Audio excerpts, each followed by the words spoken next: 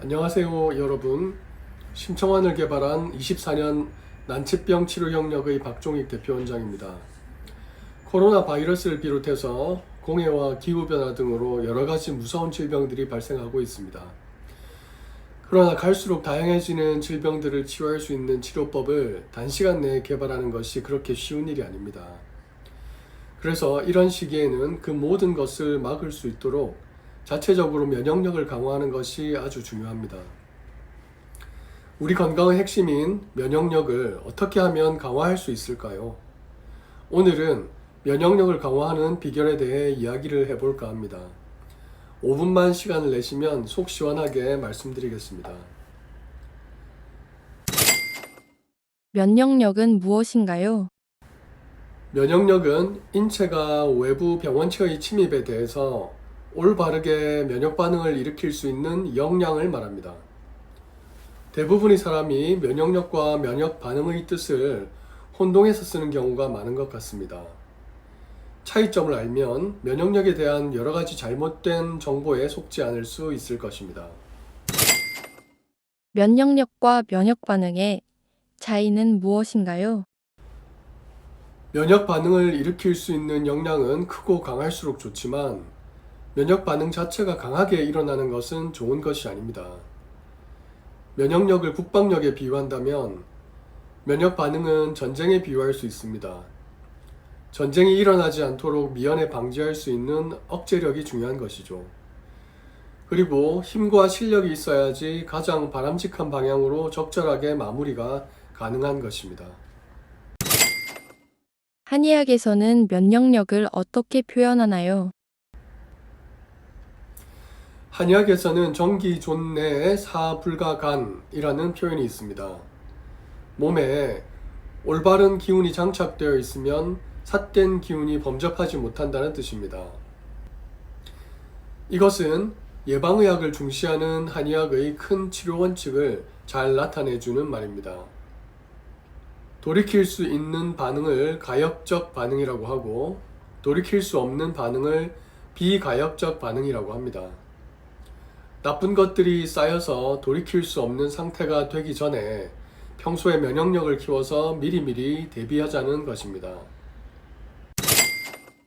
한의학에서 면역력이 좋다는 것은 어떤 상태인가요? 건강하다는 것과 면역력이 좋다는 것은 같은 뜻으로 생각하시면 좋습니다. 몸을 구성하고 있는 세포와 기관들이 각자 자기가 맡은 역할을 잘 하고 있는 것이 면역력이 좋다는 것입니다. 그래서 서로 순간순간 전체적인 균형을 유지하게 되는 것입니다. 이것을 동적 평형이라고 말합니다. 동적 평형이 무너지게 되면 한쪽으로 기운이 쏠리게 됩니다. 그러면 순환에 장애가 와서 질병이 생기게 되고 몸은 점점 회복하기 어려운 상태가 됩니다. 면역력에 좋은 식품은 어떤 것이 있을까요? 면역력이라는 것은 몸의 밸런스가 좋은 상태입니다. 그래서 자신의 체질을 좋게 해주는 것은 모두 면역력에 도움이 되는 식품이 됩니다. 이것은 바꾸어 말하면 모든 사람에게 동일하게 면역력을 증진시킬 수 있는 식품은 없다는 말과 같습니다. 그러니까 어떤 것이라도 부족해도 병이 되고 넘쳐도 병이 되는 것입니다.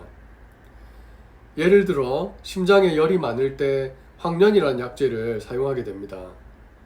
치료를 해서 심장의 열이 줄어들게 되면 거기에 맞춰서 황련의 비율도 줄어들다가 나중에는 황련을 쓰지 말아야 되는 때가 오는 것입니다. 체질에 부적합한 식품을 먹었을 때도 몸이 상태가 괜찮은 경우에는 크게 문제가 드러나지 않는 경우도 있지만 몸 상태가 안 좋은 경우에는 치명적인 영향을 끼치는 경우도 있습니다. 그러므로 뭐든 영양 성분만 보고 면역력에 좋다고 함부로 드시지 말고 전문가와 상의를 해서 자신의 체질에 맞는 식품을 드시는 것이 좋습니다. 면역력이 약해졌을 때 어떤 증상이 올 수 있나요? 면역력이 약해졌을 때는 이상 면역 반응이 오게 됩니다.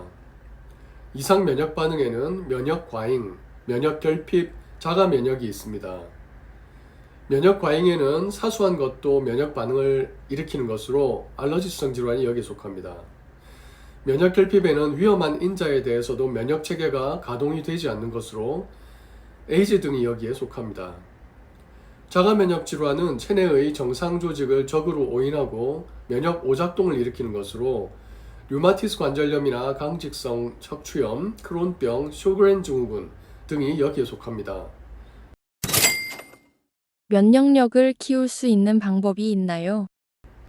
면역력을 키우는 방법은 멀리 있지 않습니다. 잘 먹고 잘 자고 잘 배출하는 것이 제일 중요합니다. 잘 한다는 것은 뭐든 균형과 조화와 타이밍이 중요합니다. 그리고 인체는 자연과 불가분의 관계이기 때문에 자연의 이치에 따라 생활하는 것이 제일 좋습니다. 잘 먹는다는 것은 어떤 것을 말하나요? 잘 먹는다는 것은 체질에 맞는 양질의 음식을 시간에 따라 적절한 비율로 먹는 것을 의미합니다. 아침은 5, 점심은 3, 저녁은 2의 비율로 드시기를 제안드립니다. 그리고 내장 지방을 없애기 위해서는 최소한 12시간 정도를 금식을 하는 것이 좋습니다. 세포를 만들기 위해서는 단백질과 지질이 중요합니다. 요즘은 열이 많아서 문제가 되는 경우가 많으므로 성질이 시원한 단백질을 드시는 것이 좋습니다. 그리고 좋은 기름을 먹어야 합니다. 추출된 기름은 열을 가중시키는 역할을 하게 되므로 압차균을 드시는 것이 좋습니다. 잘 잔다는 것은 어떤 것을 말하나요? 우리가 잠을 잔다는 것은 내일을 위한 회복의 시간을 갖는 것입니다. 깊은 잠에 들면 피로가 깨끗하게 회복이 되죠. 그러나 양질의 잠을 잔다는 것이 쉬운 일은 아닙니다. 하루 중에서 회복 효율이 가장 좋은 시간이 23시 30분부터 1시 30분의 시간입니다. 이때 깊은 수면에 빠져 있는 것이 중요합니다. 그런데 불면증이 있으시거나 야근 등으로 이 시간에 잠을 잘 수 없는 분들은 눈을 감고 온몸을 이완하고 누워있는 것만으로도 상당한 피로회복 효과를 얻을 수가 있습니다. 잘 배설한다는 것은 어떤 것을 말하나요? 잘 배설하는 것도 역시 몸의 리듬에 맞춰서 하는 것이 좋습니다. 대장경락이 인체를 주도할 때가 아침 6시 무렵입니다. 그래서 아침에 일어나서 바로 배변을 하는 것을 습관으로 하면 좋습니다.